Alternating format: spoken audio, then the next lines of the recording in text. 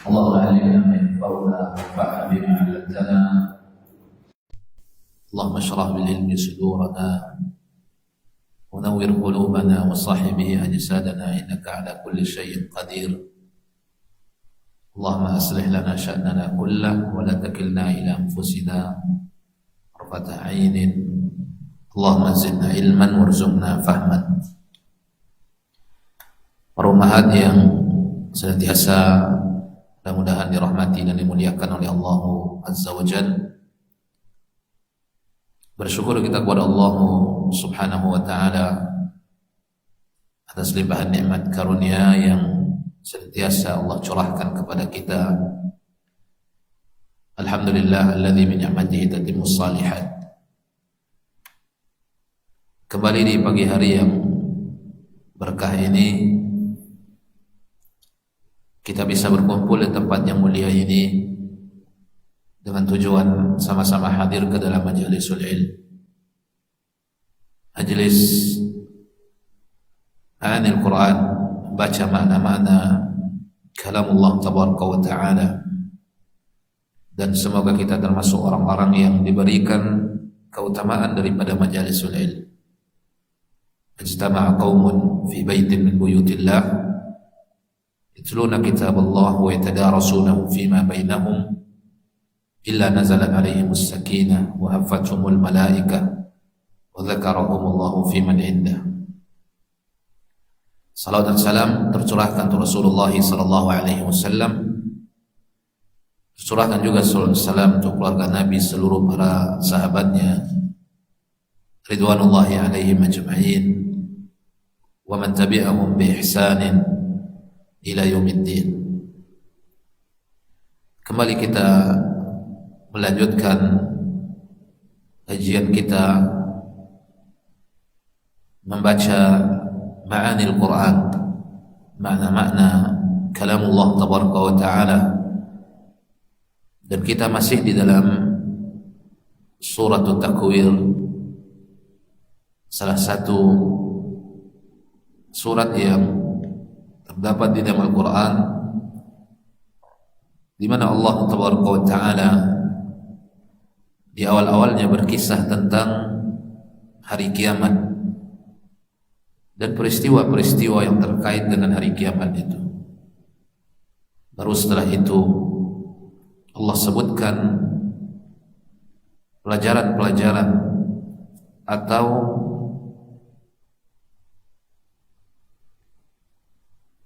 ilmu-ilmu yang mesti kita perhatikan, ilmu-ilmu yang mesti kita perhatikan, dan disebutkan juga sesuatu yang terkait dengan Nabi Muhammad sallallahu alaihi wasallam oleh Allah tabaraka wa ta'ala.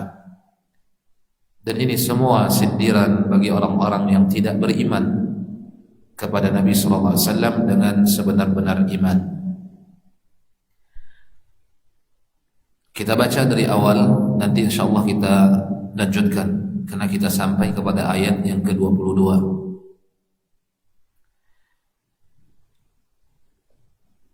A'udzu billahi minasy syaithanir rajim.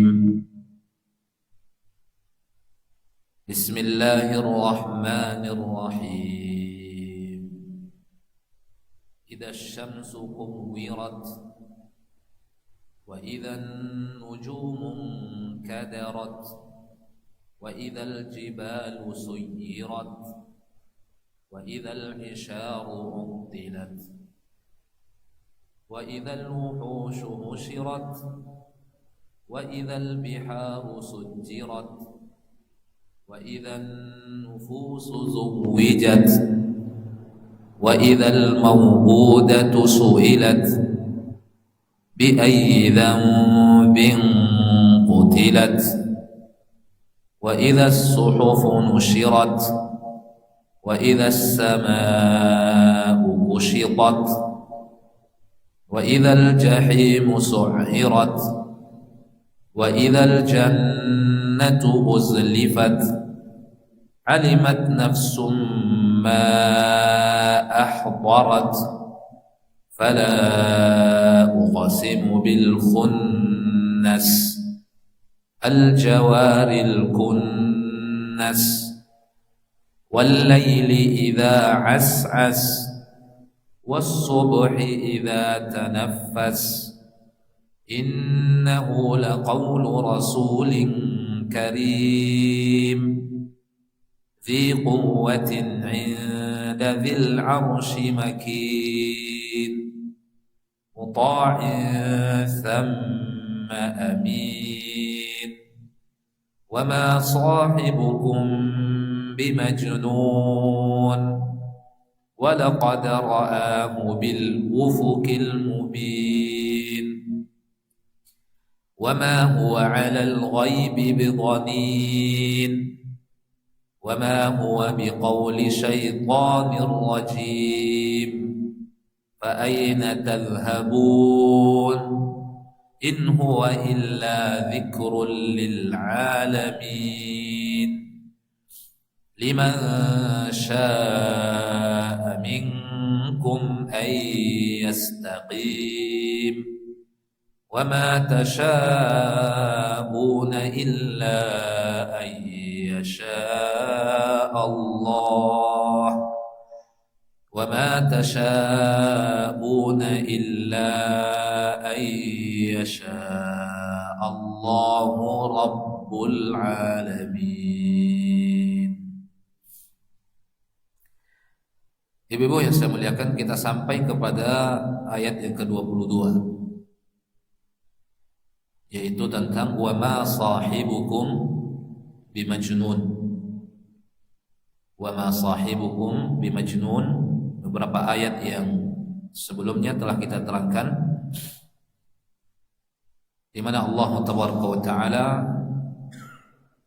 menyebutkan alimat nafsum ma ahdarat. Kita ulangi dari ayat yang ke-14,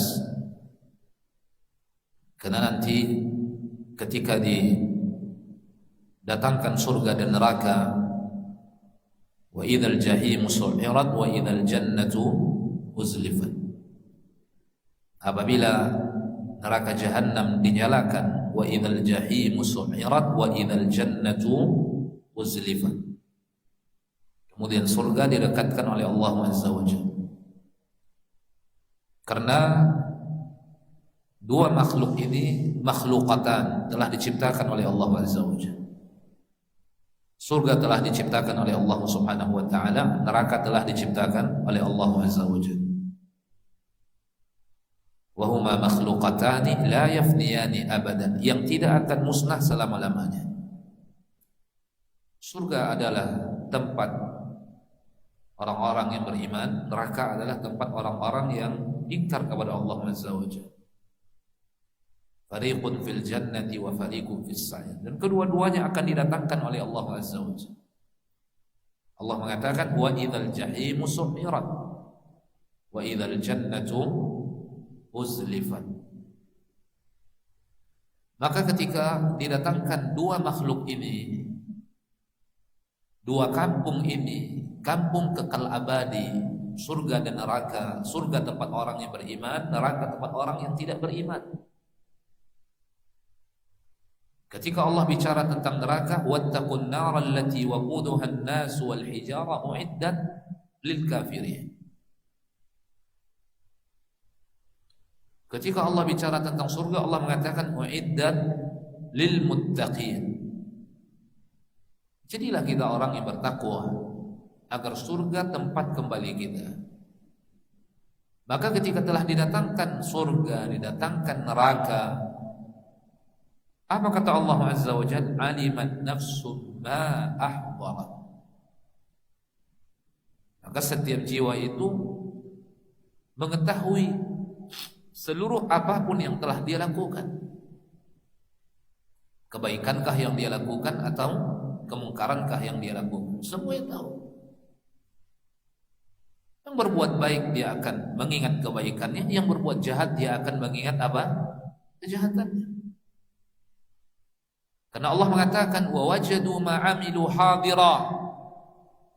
Seluruh manusia mendapatkan apapun yang mereka lakukan terpampang hadir di hadapan mata mereka. Yang melakukan kebaikan, dia menerima kebaikan. Yang melakukan keburukan, dia menerima keburukan. Yang berbuat ketaatan, dia melihat ketaatan. Yang berbuat kemaksiatan, dia melihat kemaksiatan. Alimat nafsum ma ahdarat.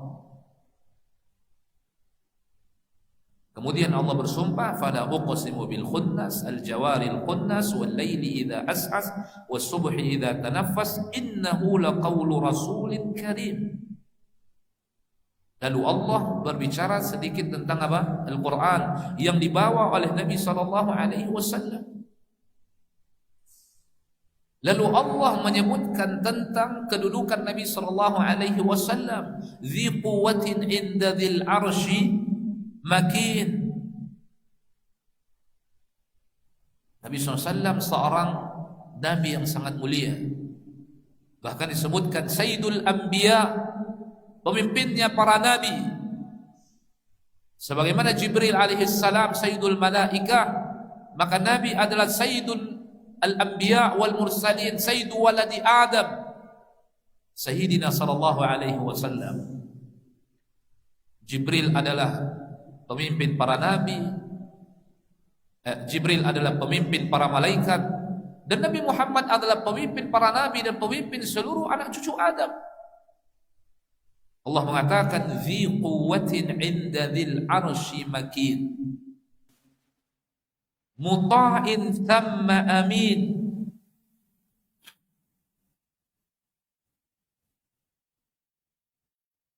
Kita ulangi. Allah tabaraka wa taala berbicara tentang Jibril alaihissalam. Kita ulangi. Allah tabaraka wa taala berbicara tentang Jibril alaihissalam. Innahu laqawlu rasulin karim. Karena Jibril yang membawa apa? Yang membawa Al-Quran turun dan diberikan kepada Nabi SAW. Siapa itu? Dzi quwwatin inda dzil arsy makin. Jibril alaihissalam yang memiliki kedudukan dzil arsy makin.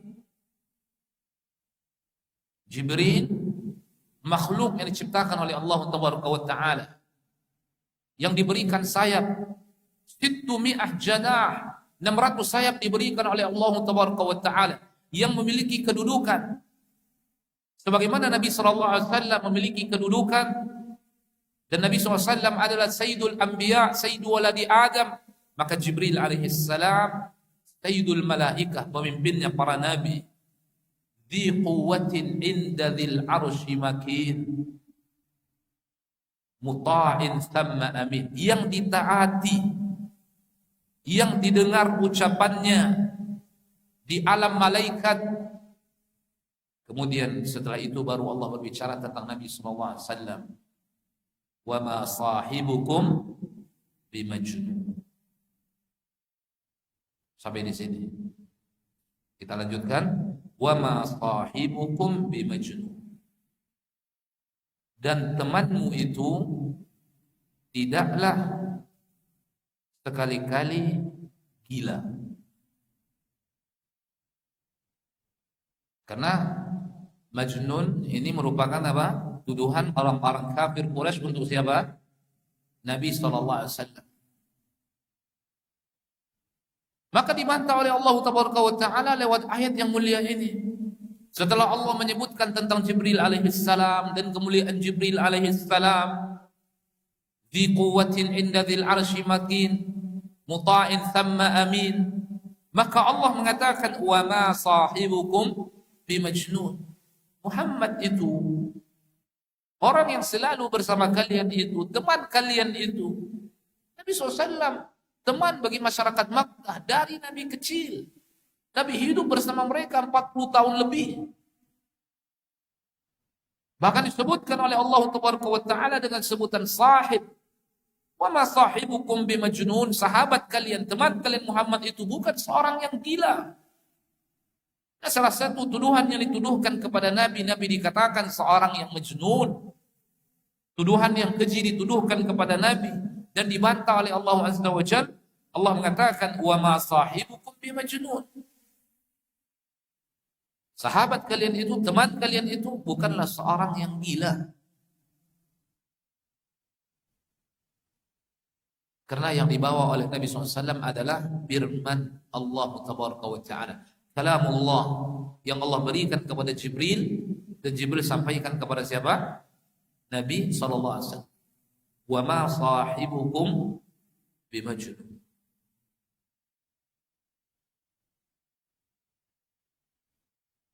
Dan orang-orang Mekah, ibu-ibu saya muliakan, sebenarnya sadar, hati kecilnya sadar akan kenabian kerasulan, tapi kesesatan yang menyelimuti diri mereka, yang menguncung diri mereka, akhirnya mereka tolak kebenaran yang datang dari Allah Taala. Makanya dalam ayat yang lain itu Allah mengatakan apa? Ya'rifunahu kama ya'rifuna abna'ahum. Mereka betul-betul mengenal siapa Muhammad itu sebagaimana mereka mengenal anak-anaknya. Mereka tahu Nabi Muhammad seorang yang jujur, amanah. Mereka tahu Nabi SAW tidak pernah berdusta, tidak pernah melakukan perbuatan cabul. Nabi Muhammad mereka tahu tidak pernah melakukan apapun yang sekiranya bisa merusak akhlaknya, bisa merusak etikanya, bisa merusak jiwanya. Dan mereka tahu bahwa mereka hidup di alam kegelapan, hidup di alam kejahilan. Mereka minum khamar, mereka main judi, mereka melakukan perbuatan zina, mereka makan bangkai, mereka memutuskan hubungan rahim. Seluruh kejahatan yang mereka lakukan tidak dilakukan oleh Nabi SAW. Nabi tidak minum khamar, Nabi tidak berjudi, Nabi tidak mabuk-mabuk, Nabi tidak melakukan perbuatan yang murka oleh Allah Azza wa Jalla. Mereka tahu. Kemudian mereka tuduh Nabi seorang yang gila karena membawa risalah ilahiyah, sehingga dibantah oleh Allah Azza wa Jalla. Allah mengatakan, wa ma sahibukum bimajnun. Karena hakikatnya mereka sadar.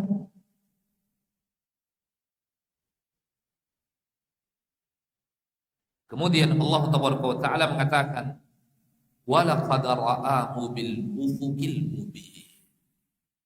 Baru Allah sebutkan peristiwa bahwa Nabi SAW melihat Jibril di ufuk yang begitu terang. Artinya apa? Yang dibawa oleh Nabi itu bukan sesuatu yang dikarang-karangnya. Risalah yang didapatkan dari Allah Tabaraka wa Ta'ala lewat Jibril alaihissalam. Lalu Allah sebutkan di mana pertemuan Nabi, di mana Nabi lihat Jibril alaihissalam. Allah sebutkan pada ayat yang ke-23 ini. Walaqad ra'ahu bil ufuqil mubin. Jadi ayat-ayat sebelumnya bicara tentang siapa? Jibril, dan tentang Nabi SAW. Itu apa hubungannya? Korelasinya apa? Allah sebutkan Nabi Muhammad bukan seorang yang gila, tapi Nabi Muhammad mendapatkan wahyu dari Allah lewat malaikat Jibril alaihissalam, karena Nabi SAW melihat Jibril pada ufuk yang begitu terang, diterangkan oleh Allah Taala. Bukan mendapatkan sesuatu tanpa ada sebab, tapi mendapatkan sesuatu ada sebabnya. Allah berikan kepada Jibril, lalu Jibril membawa turun, dan Nabi SAW melihatnya pada ufuk yang begitu terang. Walaqad ra'ahu bil ufuqil mubin. Nyambung kan? Jadi Allah bicara tentang Jibril. Siapa Jibril? Yang punya kekuatan, ucapannya didengar di alam malaikat. Karena Jibril alaihissalam Sayyidul Malaikah, pemimpinnya para malaikat. Kemudian untuk apa ditugaskan Jibril ini menyampaikan wahyu kepada Nabi? Tapi orang-orang mengingkari wahyu itu, sehingga mereka menuduh Nabi seorang yang apa? Yang gila, yang tidak waras. Maka dibantah oleh Allah Azza wa Jalla, wa ma sahibukum bimajnun. Kemudian diterangkan hakikatnya oleh Allah Tabaraka wa Ta'ala, bahwa yang disampaikan oleh Nabi itu benar adanya. Kenapa? Karena Nabi mendapatkan apa yang Nabi sampaikan dari Jibril alaihissalam. Di mana Nabi melihat Jibril alaihissalam, Allah terangkan, walaqad ra'ahu bil ufuqil mubin. Sungguh Muhammad itu telah melihat Jibril itu di ufuk yang begitu terang. Jadi ada pertemuan, Ada sesuatu yang dilihat oleh Nabi sallallahu alaihi wasallam. Jadi bukan karangan-karangan. Oh tiba-tiba Nabi mengarang, oh tiba-tiba Nabi membuat, tidak. Tapi Nabi mendapatkan risalah ilahiyah. Allah berikan kepada Jibril, lalu Jibril sampaikan kepada Nabi, dan Nabi melihatnya, Nabi menerimanya. Di mana Nabi melihat pertama sekali? Bil ufukil mubin, di ufuk yang begitu terang.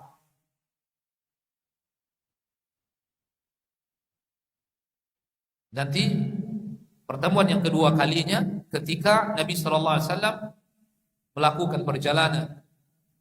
Walaqad ra'ahu nazlatan ukhra inda sidratil muntaha. Dan itu disebutkan oleh Imam Ibn Katsir dalam kitabnya Tafsir Al-Qur'anil Azim. Disebutkan oleh Imam Ibn Katsir di dalam kitabnya Tafsir Al-Qur'anil Azim bahwa Nabi sallallahu alaihi wasallam kembali melihat Jibril alaihissalam untuk yang kedua kalinya. Apa kata Allah tabaraka wa taala? Allah mengatakan, "Walaqad ra'ahu nazlatan ukhra inda sidratil muntaha indaha jannatul ma'wa." Sungguh Muhammad itu melihat Jibril alaihissalam untuk yang kedua kalinya. Di mana? Inda sidratil muntaha. Di Sidratil Muntaha. Ini dalam peristiwa Al-Isra'u wal Mi'raj.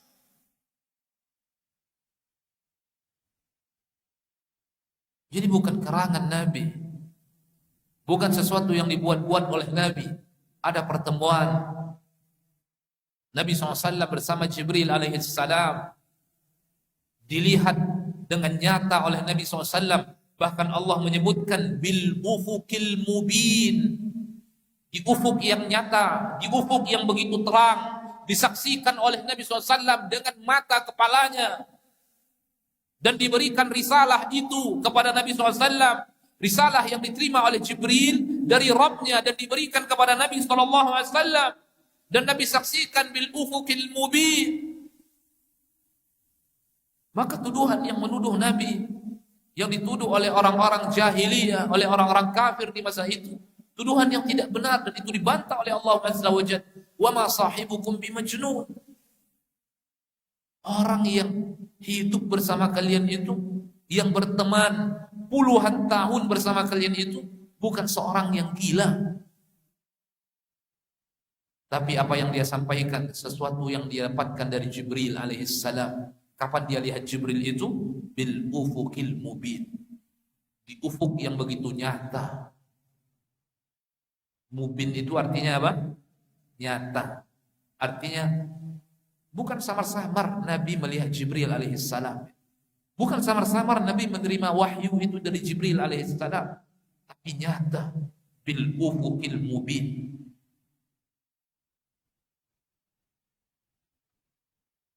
Apa kata Imam Ibn Katsir? Al-bayyin wa hiya ar-ru'yatul ula kanat bil badha'i wa hiya al-madhkuratu fi qawlihi allamahu shadidul quwa dhu mirratin fastawa wa huwa bil ufukil a'la. Ini sebelum peristiwa Al-Isra wal Mi'raj. Jadi tidak ada sedikit pun sesuatu yang bersifat samar-samar, sesuatu yang dilihat oleh Nabi. Makanya Allah menyebutkan kalimat al-mubin. Apa kata Imam Ibn Katsir? Al-bayyin, sesuatu yang begitu jelas, sesuatu yang begitu nyata. Wa hiya ar-ru'yatul ula, dan itulah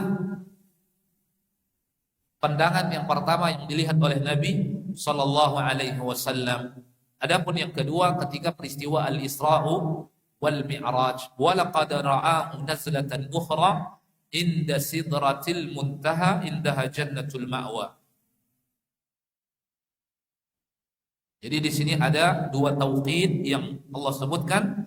Pertama lamut tauqid wala, yang kedua qad masuk ke dalam fi'il madhi.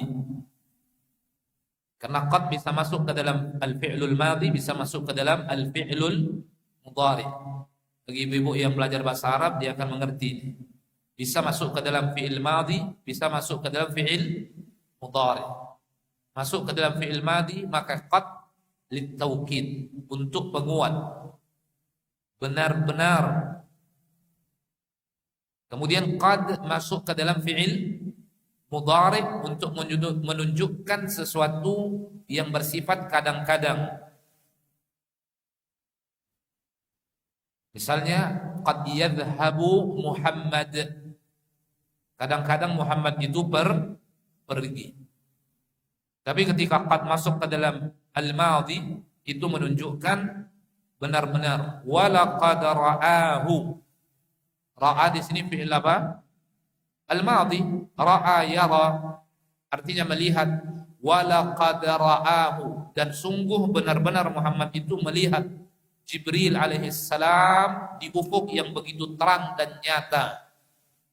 Jadi bukan samar-samar, dan diterima oleh Nabi risalah ilahiyah, dan itulah yang disampaikan oleh Nabi kepada penduduk Makkah ketika itu.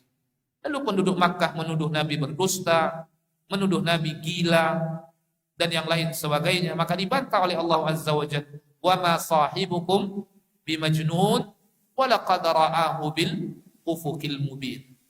Teman kalian itu bukanlah seorang yang gila. Pertemuan bersama Jibril itu nyata.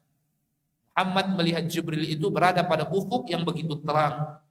Dan ini bantahan dari Allah Jalla wa Ala kepada tuduhan orang-orang kafir kepada Nabi sallallahu alaihi wasallam. Jadi nyambung apa ibu ya? Jadi nyambung ibu-ibu ya. Walaqad ra'ahu bil ufukil mubin. Jadi apa hubungannya dengan ayat sebelumnya? Coba diulang lagi. Ayat sebelumnya mengatakan wa ma sahibukum bimajnun. Karena mereka mengatakan Nabi Muhammad itu berdusta, Nabi Muhammad itu gila, yang disampaikan itu tidak benar, dan itu dibantah oleh Allah. Kemudian Allah terangkan walaqad ra'ahu bil ufukil mubin, bahwa pertemuan itu nyata, penglihatan itu nyata. Dari salah diberikan kepada Nabi juga nyata. Jadi tidak ada dusta yang dilakukan oleh Nabi dan yang diucapkan oleh Nabi. Artinya apa? Nabi itu betul-betul mendapatkan wahyu dari Allah Taala lewat malaikat Jibril alaihissalam. Kemudian timbul pertanyaan, emang ada pertemuan? Emang Muhammad itu melihat Jibril? Allah sebutkan di sini, walaqad ra'ahu bil ufukil mubin. Apa kata Imam Ibn Katsir? Al-bayyin, nyata dengan mata kepala. Dan ini merupakan penglihatan Nabi yang pertama terhadap Jibril alaihissalam.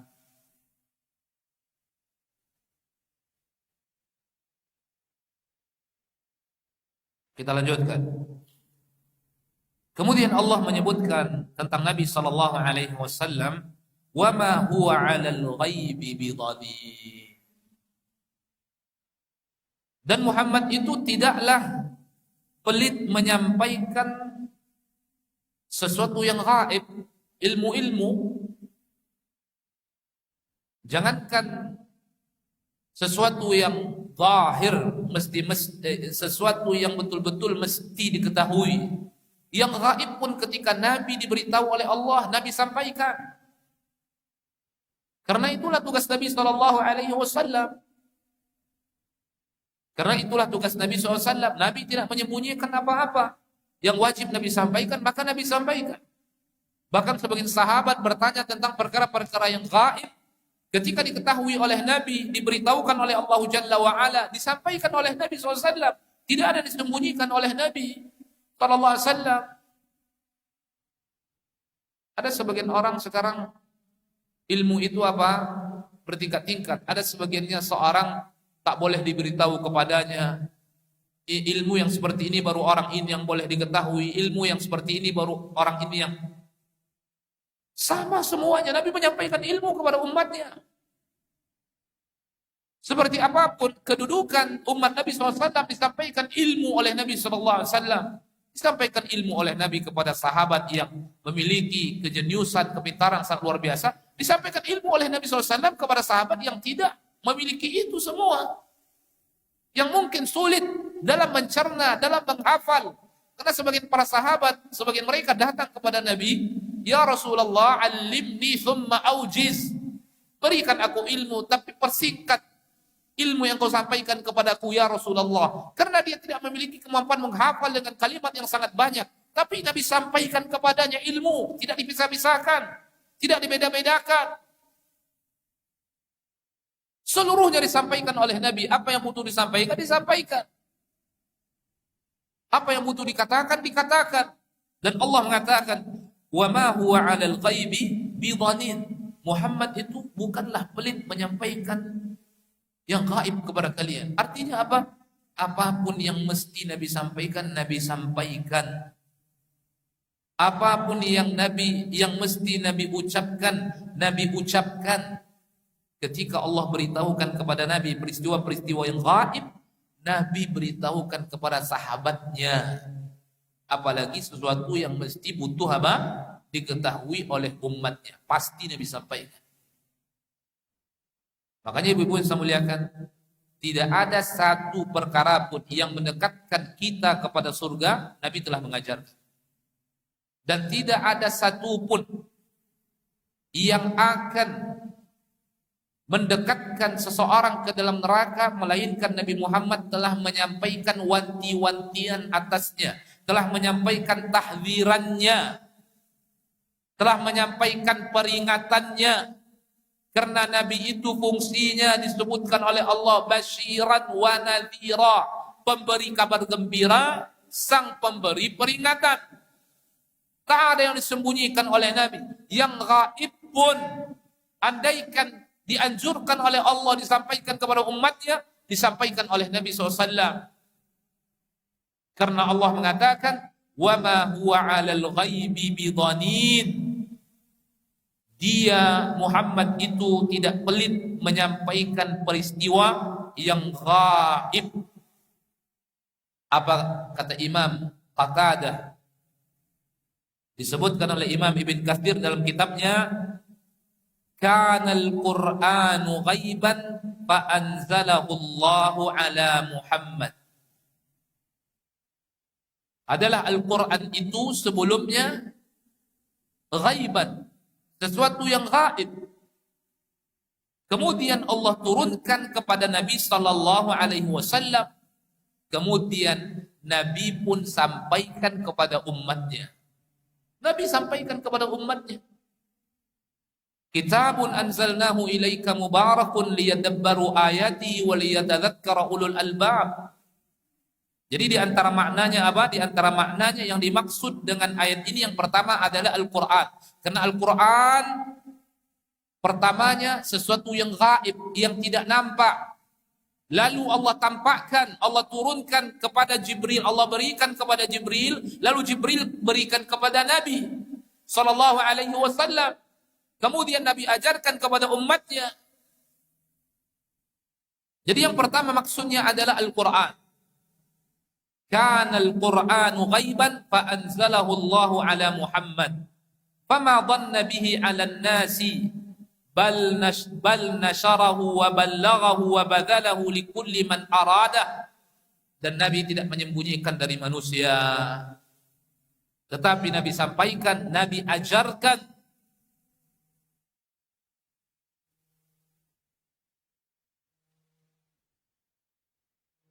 Jadi yang pertama maksudnya apa?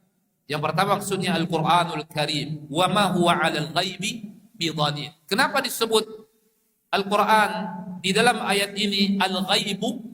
Karena pertama tidak ada yang sampai kepadanya Al-Quran. Tidak ada yang nampak. Dan tidak ada yang bisa melihat.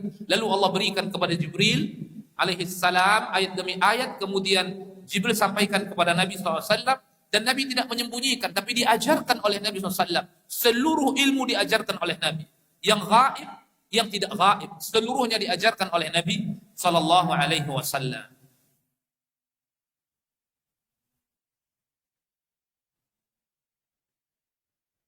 Wa ma huwa 'alal ghaibi bidhanin. Kemudian Allah Tabaraka wa Ta'ala mengatakan,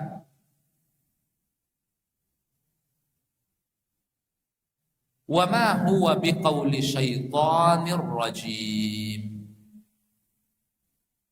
Wa ma huwa biqauli syaitanir rajim.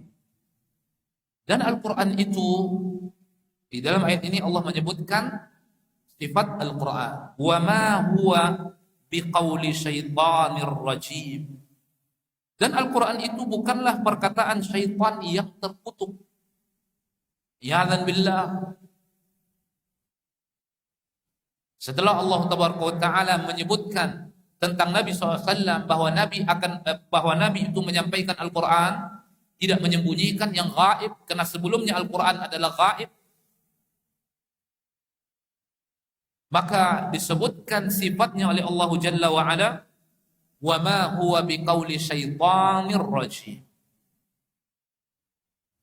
Dan Al-Quran itu bukanlah perkataan syaitan yang terkutuk, karena Al-Quran adalah kalamullah al-munazzal ala Muhammadin sallallahu alaihi wasallam, al-muta'abbad bitilawatih.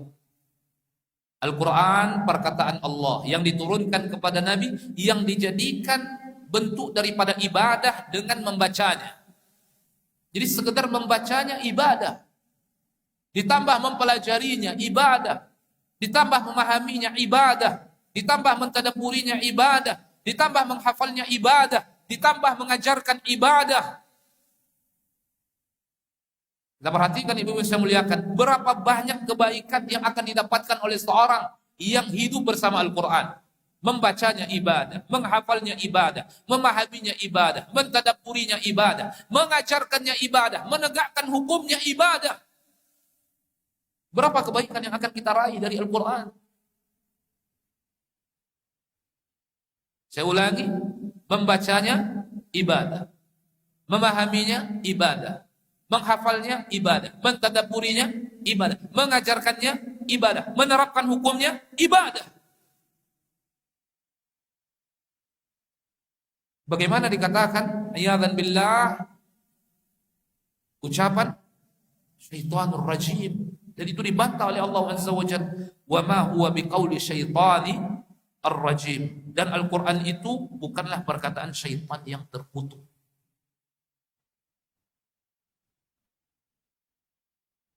Karena ketika Nabi dituduh tukang sihir, dan dituduh sebagai kahin, dituduh sebagai pendusta, al-kadzdzab,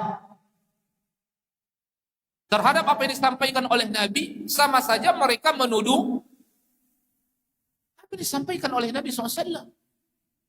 Apa yang disampaikan oleh Nabi Al-Quran, kemudian mereka menuduh Nabi seorang pendusta. Berarti sama mereka menuduh Al-Quran adalah dusta. Makanya dibantah oleh Allah Azza wa Jalla, wa ma huwa 'alal ghaibi bidhanin, wa ma huwa biqauli syaitanir rajim. Muhammad tidak pelit menyampaikan yang gaib kepada kalian itu, menyampaikan Al-Quran, karena hulunya Al-Quran adalah gaib. Dan Al-Quran bukanlah perkataan syaitan yang terkutuk, yang kalian mengatakan Muhammad berdusta atasnya, yang kalian mengatakan Muhammad seorang yang gila, bahkan kalian mengatakan Muhammad adalah majnun. Ini orang-orang jahiliyah mengatakan demikian, maka dibantah oleh Allah Azza wa Jalla. Tapi Al-Quran merupakan apa? Kalamullah, perkataan Allah, al-munazzal ala Muhammadin, yang Allah turunkan kepada Muhammad, al-muta'abbad bitilawatih, yang sekedar membacanya sudah dianggap ibadah. Membacanya ibadah, menghafalnya ibadah, memahaminya ibadah, mentadabburinya ibadah, mengajarkannya ibadah, mengamalkannya ibadah. Berapa kebaikan yang dapatkan oleh seorang muslim ketika dirinya hidup bersama Al-Quran. Maka ibu-ibu saya muliakan, jangan pernah meninggalkan membaca Al-Quran setiap hari. Kul yaum, setiap hari baca Al-Quran, baca.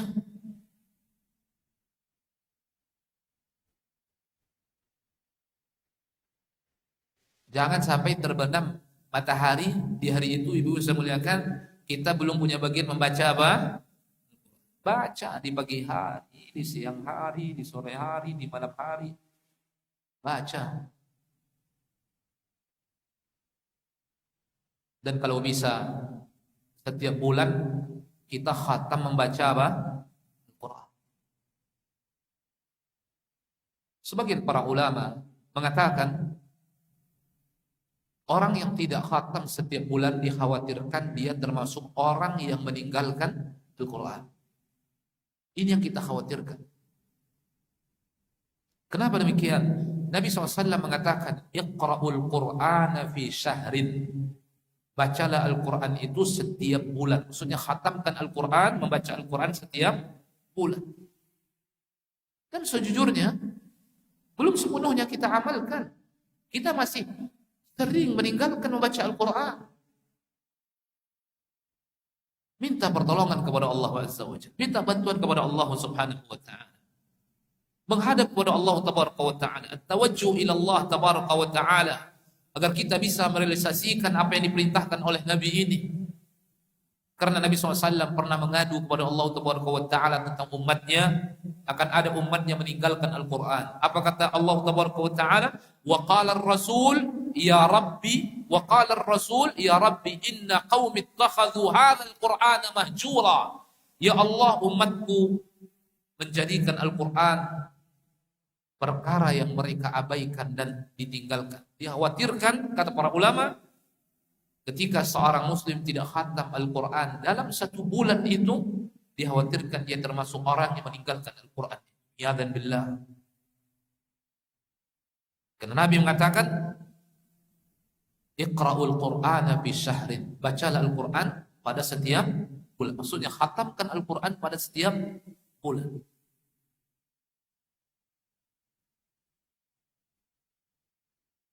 وَمَا هُوَ بِقَوْلِ شَيْطَانِ الرَّجِيمِ. Al-Quran bukanlah ucapan syaitan ar-rajim, melainkan apa? Kalamullah Tabaraka wa Ta'ala al-munazzal ala Muhammad, yang Allah turunkan kepada Nabi SAW, al-muta'abbad bitilawatih, yang dijadikan ibadah membacanya, apalagi memahaminya, mentadabburinya, menegakkan hukum-hukum yang ada di dalamnya.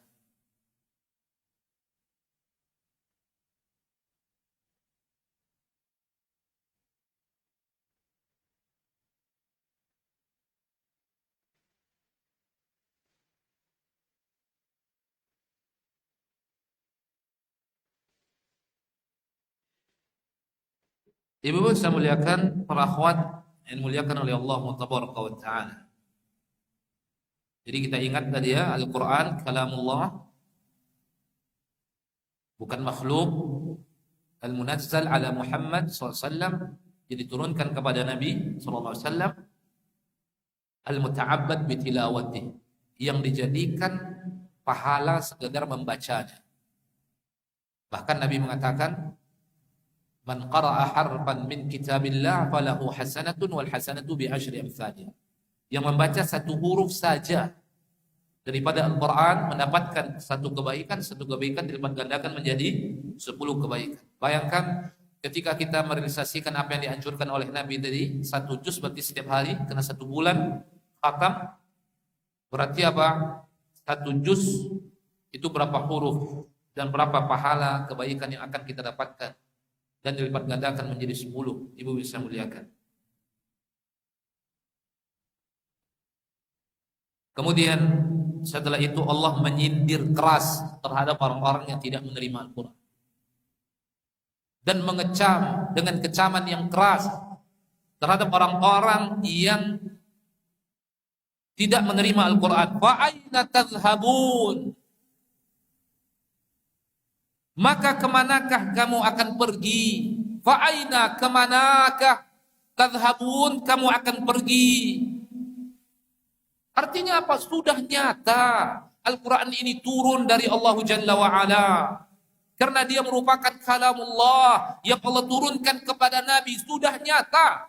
Bahkan di dalam ayat yang lain, ketika orang-orang kafir mendustakan Al-Quran, mereka mengatakan Al-Quran merupakan karangan Muhammad, ditantang oleh Allah Azza wa Jalla, datangkan Al-Quran, datangkan seperti Al-Quran. Apakah kalian sanggup? satu pun tidak ada yang sanggup. Kalau tidak sanggup mendatangkan seperti Al-Quran, datangkan satu surat seperti Al-Quran, satu pun tidak sanggup. Kalau tidak sanggup mendatangkan satu surat seperti Al-Quran, datangkan satu ayat seperti Al-Quran, satu pun tidak sanggup. Dengan kehebatan orang-orang Arab, ilmu bahasanya, ilmu sastranya, bayan, ma'ani, badi, tapi satu pun tidak sanggup mendatangkan seperti apa? Al-Quran. Ada seorang yang mendatangkan tandingan untuk Al-Quran. Semua orang tertawa membacanya. Semua orang tertawa membacanya.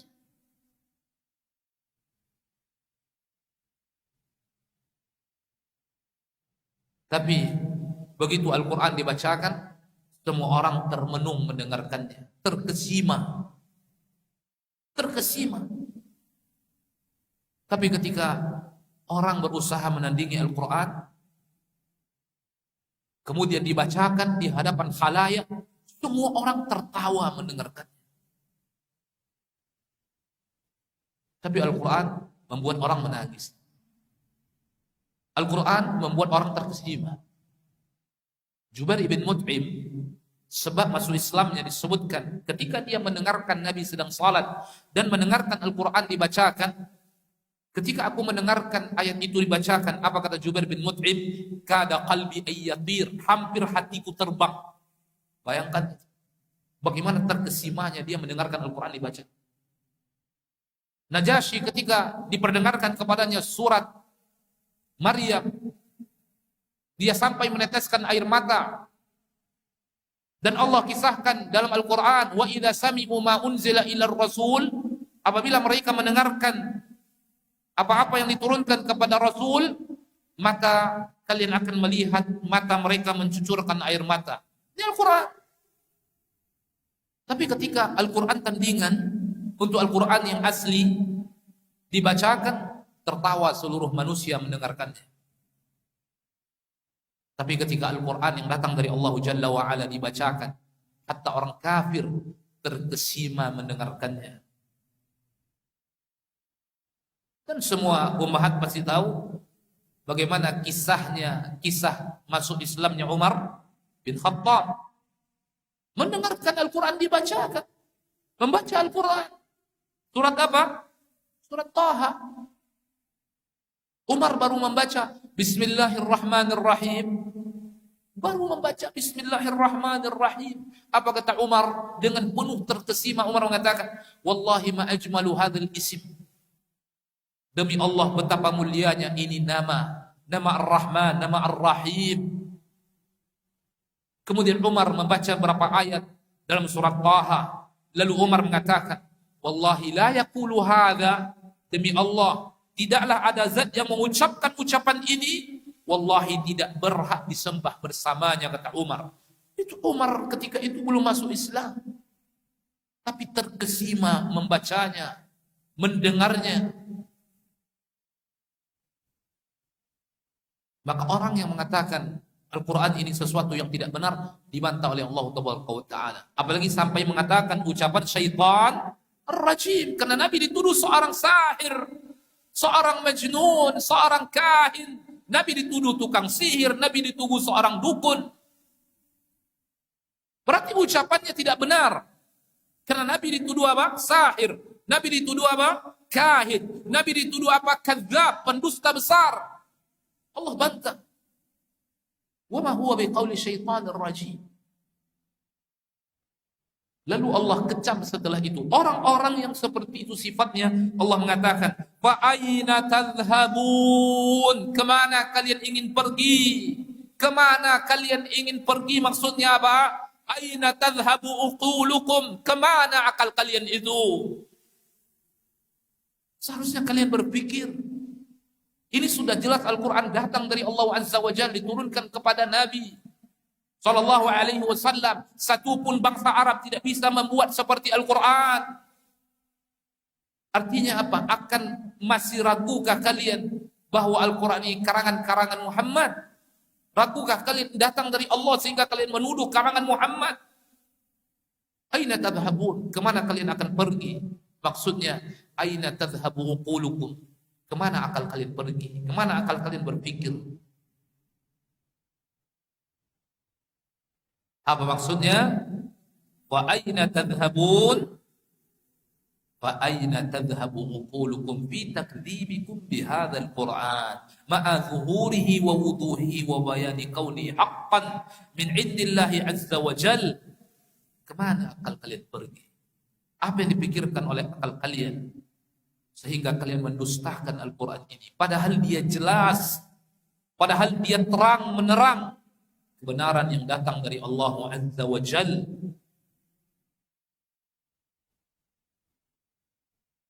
Ini sindiran yang begitu keras dan kecaman yang begitu keras bagi orang-orang di masa itu tidak menerima Al-Quran. Padahal mereka tahu Nabi Muhammad itu tidak bisa baca apa? Baca tulis. Nabi itu disebut dengan An-Nabiyul Ummi. Nabi yang tidak bisa baca tulis. Mereka tahu. Kemudian mereka tuduh Nabi Muhammad membuat Al-Quran. Kalau mereka meyakini itu semua, mereka berarti mampu juga membuatnya. Karena sama-sama orang Arab. Tapi ketika ditantang oleh Allah Taala, datangkan seperti Al-Quran, satu pun tidak sanggup. Datangkan satu surat, satu pun tidak sanggup. Kalau tidak sanggup satu surat, satu ayat pun boleh datangkan. Tapi apa? Allah mengatakan, walaupun saling bahu-membahu, satu pun tidak akan sanggup melakukan. Terus masih tidak percaya Al-Quran adalah kalam Allah? Masih menuduh Al-Quran adalah karangan-karangan Nabi SAW? Buatan Nabi SAW? Padahal mereka tahu Nabi itu Al-Ummi, tidak bisa baca tulis. Ini pembohongan yang mereka lakukan. Makanya Allah mengatakan, fa aina tadhhabun? Kemana kalian pergi? Akal kalian kemana? Seperti ini jelasnya Al-Quran itu datang dari Allah, tapi kalian menolaknya. Kalian mengatakan tidak benar. Na'udzubillah, sampai mengatakan ucapan syaitan ar-rajim. Sehingga Allah mengatakan, wa ma huwa biqauli syaitan ar-rajim, fa aina tadhhabun? Kemana kalian pergi? Akal kalian kemana berpikirnya? Lalu Allah menyebutkan hakikat daripada Al-Quran itu, in huwa illa dzikrul lil alamin. Al-Quran itu, in huwa, Al-Quran itu tidaklah kecuali dzikrul lil alamin, peringatan bagi semesta alam, bagi kita semua. Pelajaran, hikmah, ibrah, durusan, tarbiyah, pelajaran, pendidikan, bimbingan. Makanya Allah perintahkan kita mempelajari Al-Quran dan mentadabburinya. Allah katakan, waliyatadzakkara ulul albab, agar orang yang berakal itu mengambil pelajaran dari Al-Quran. Tapi kapan?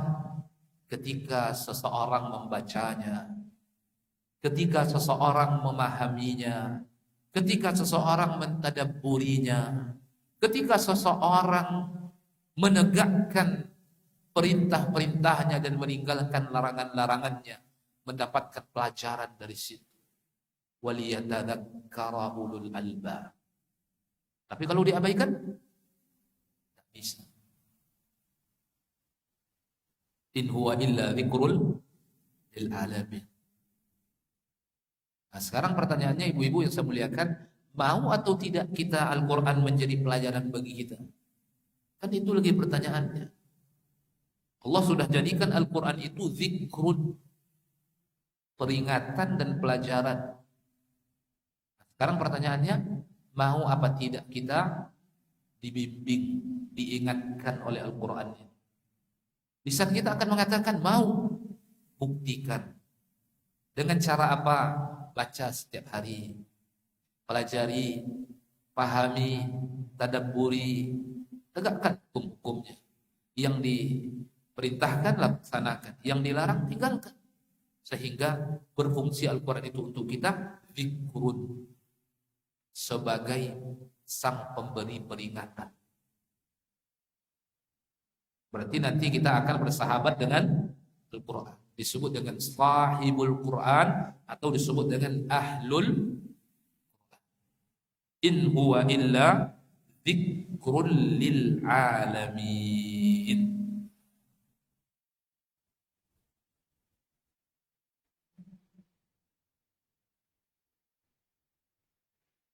Apa kata Imam Ibn Katsir?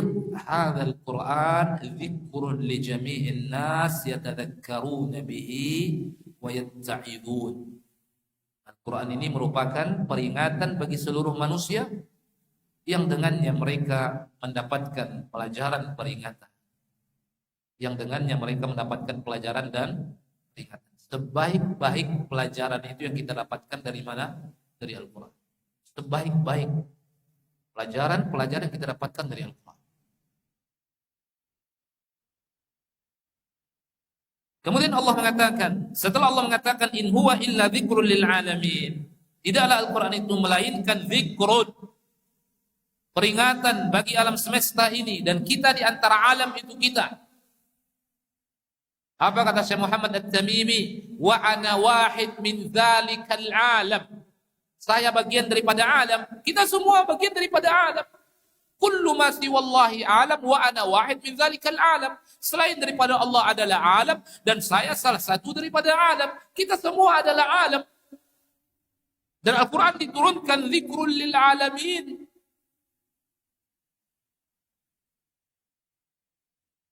Lalu Allah sebutkan sikap manusia itu setelah itu apa? Setelah dijadikan Al-Quran pemberi peringatan kepada mereka, apa sikap manusia? Ada orang-orang yang mustaqim, ada yang tidak. Apa kata Allah? Liman sya'a minkum ayyastaqim. Maka ketika Allah sudah menerangkan semuanya tentang Al-Quran, tentang Nabi, tentang Jibril yang memberi Al-Quran kepada Nabi yang datang dari Allah, lalu Nabi mengajarkan. Lalu apa kata Allah setelah itu? Liman sya'a minkum ayyastaqim. Liman sya'a minkum, bagi siapa di antara kamu semuanya yang mau menempuh jalan yang lurus.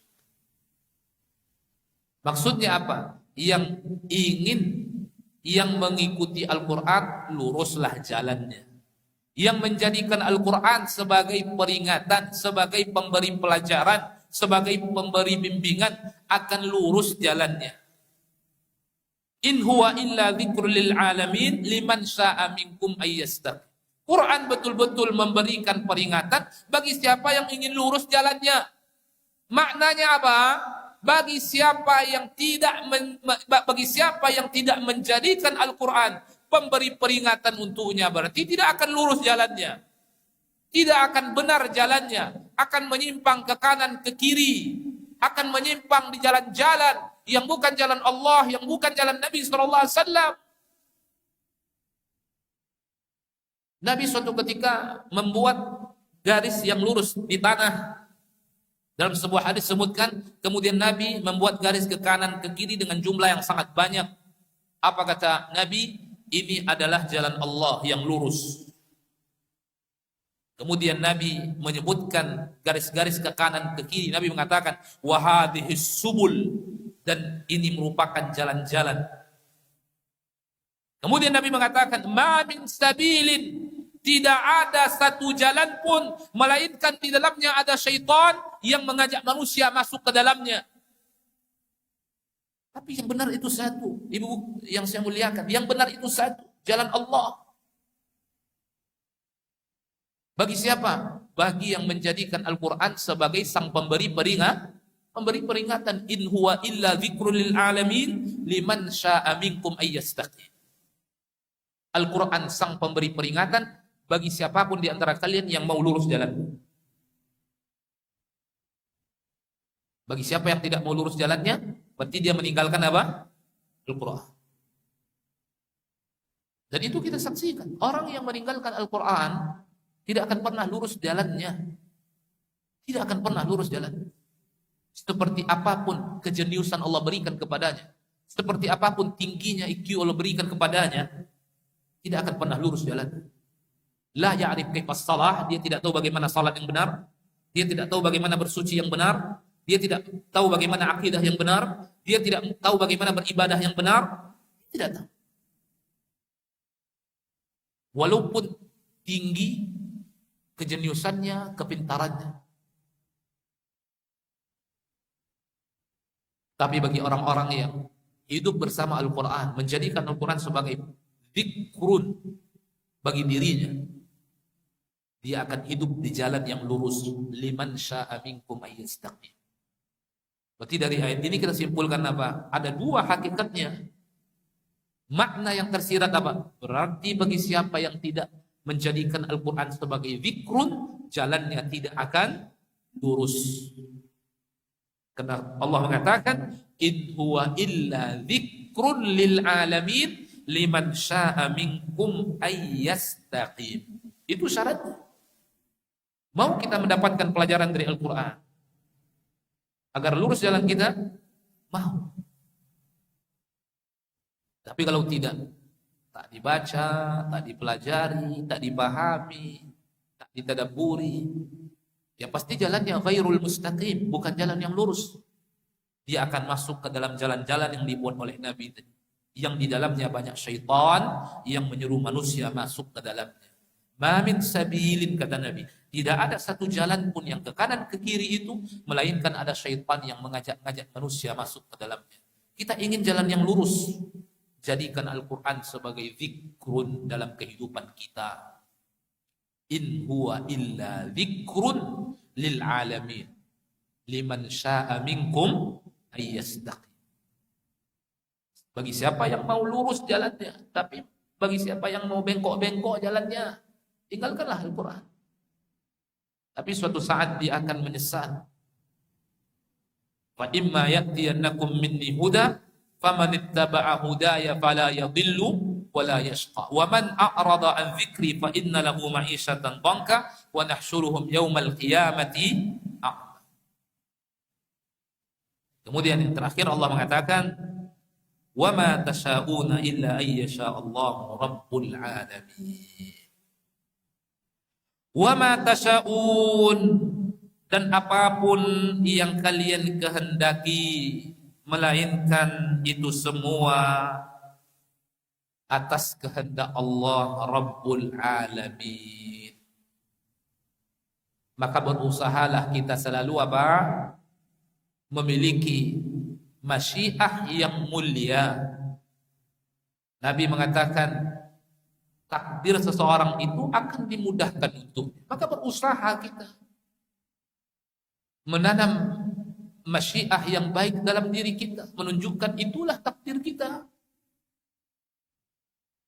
Nabi mengatakan wa innahu muyassarun lima khuliqalah, bukan berarti seorang itu pasrah kepada takdir. Tidak, Nabi mengatakan akan dimudahkan seorang itu sesuai takdirnya.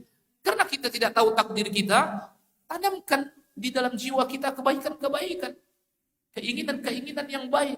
Allah tuntun kita kepada kebaikan-kebaikan. Jangan dipahami, oh kalau seperti itu kita diam saja. Karena Allah sudah punya masyiah terhadap kita. Iya, tapi kita tidak diperintahkan untuk diam karena kita tidak tahu takdir kita apa. Takdir itu rahasia siapa? Allah. Kita tidak tahu. Karena kita tidak tahu, kita diperintahkan berusaha.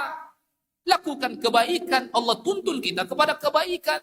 Kan seseorang akan dimudahkan sesuai dengan takdirnya. Kita tidak tahu takdir kita apa. Kita ingin mendapatkan takdir yang baik. Maka tanam nilai-nilai kebaikan dari diri kita.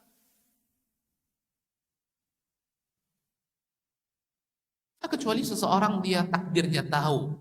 Pasti dia, tapi kan tidak ada yang tahu. Kalau seorang sudah tahu takdirnya, dia pasti menjadi orang yang tidak baik. Maka seperti apapun dia melakukan kebaikan, dia tidak akan menjadi orang yang baik. Tapi tidak seperti itu gambarannya, ibu-ibu yang saya muliakan. Kita tidak mengetahui takdir kita. Maka berkehendaklah dengan kehendak yang baik. Walaupun kehendak kita di bawah kehendak Allah Azza wa Jalla. Sejatinya kita tidak tahu dan kita akan dituntun sesuai dengan takdir kita. Lakukan kebaikan. Wa ma tasyauna illa ayyasha Allahu rabbul alamin. Inilah Ibu yang saya muliakan, apa-apa yang Allah sebutkan dalam surat At-Takwir ini, yang Allah awali dengan kisah-kisah tentang hari kiamat dan apa-apa yang terjadi. Kemudian setelah itu Allah sebutkan tentang pembangkitan, akan hidupnya orang-orang seluruhnya, termasuk orang-orang yang dibunuh ketika mereka kecil tidak diberi hidup, akan ditanya atas dosa apa mereka dibunuh.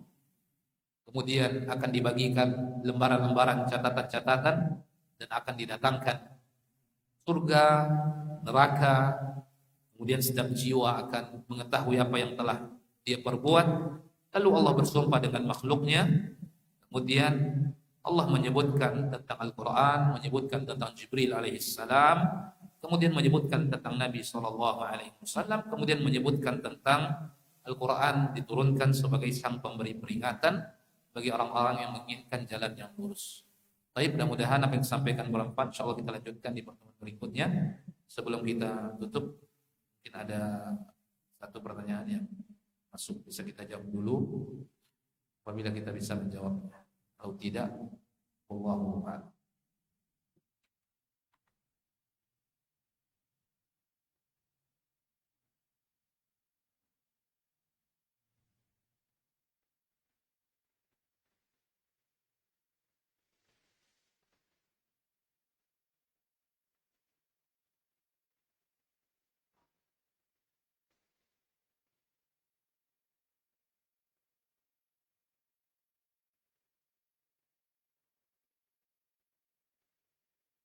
Assalamualaikum Ustaz, Afwan, ana mau nanya, apakah ada doa sesudah kita baca Al-Quran? Sebaiknya kita berdoa sebelum baca Al-Quran atau sesudah baca Al-Quran? Ada doa untuk kesembuhan penyakit di dalam Al-Quran, apakah kita boleh baca berulang-ulang dan dibaca pada waktu kita sujud salat? Baik, ada beberapa pertanyaan ya. Pertama yaitu tentang doa. Secara khusus, wallahu alam, secara khusus ya, saya tidak mengetahuinya, tapi secara umum silahkan. Secara umum, karena sejatinya membaca Al-Quran adalah ibadah. Kita bisa bertawassul setelah membaca Al-Quran. Tawassul dengan amalan saleh. Bertawassul dengan amalan saleh, dan amalannya adalah membaca. Ya Allah, atawassalu ilaika biqiraati hadhihi. Ya Allah, aku bertawassul kepadamu dengan bacaanku terhadap Al-Quran. Lalu sampaikan doa kita kepada Allah Azza wa Jalla. Dan salah satu di antara cara berdoa orang-orang saleh di masa dahulu yang dipuji oleh Allah Taala itu adalah dengan cara bertawassul. Menjadikan amalan salehnya sebagai wasilah, sebagai jembatan penghantar doanya. Maka ini di antara amalan yang terpuji yang dilakukan oleh seseorang. Adapun secara khusus, wallahu ta'ala. Tapi secara umum, maka tidak ada masalah. Bahkan ini adalah kebaikan, ketaatan. Karena membaca Al-Quran adalah amal saleh. Dan salah satu cara di mana kita berdoa kepada Allah dengan amal saleh. Begitu juga sebelum membaca Al-Quran, silahkan kita berdoa. Tapi apakah doa yang dikhususkan? Wallahu a'lam. Kalau secara umum silahkan. Tidak ada masalah. Karena dia adalah ibadah. Kemudian begitu juga membaca doa-doa untuk kesembuhan. Ya, kalau doanya tujuannya adalah doa, maka tidak ada masalah dibaca di dalam salat. Tujuannya doa ya. Bermohon kepada Allah Taala. Tapi kalau tujuannya membaca Al-Quran, maka ketika sujud tidak diperbolehkan. Karena Nabi mengatakan, saya dilarang baca Al-Quran ketika saya sujud. Karena dianjurkan bukan baca Al-Quran, tetapi memperpanjang apa? Doa. Tapi andaikan doa itu datang dari Al-Quran, boleh dibaca di dalam sujud. Tujuannya bermohon, bukan tujuannya membaca Al-Quran. Salah satu contohnya, Rabbi ja'alni muqimas shalah, Rabbi ighfirli wa liwalidayya. Ini kan doa. Begitu juga doa-doa yang lain. Permohonan-permohonan yang terdapat dalam Al-Quran boleh kita baca di dalam sujud kita, di dalam salat kita. Ketika rukuk misalnya boleh, tetapi lebih diutamakan ketika sujud. Tapi dengan catatan bukan niat membaca Al-Quran, tapi memanjatkan doa yang telah datang dari Al-Quran. Nah, jadi seperti itu. Wallahu ta'ala a'lam. Sampai di sini. Semoga Allah Ta'ala membimbing kita di ilmu dan amal, di sunnah-sunnah Nabi SAW. Assalamualaikum warahmatullahi wabarakatuh.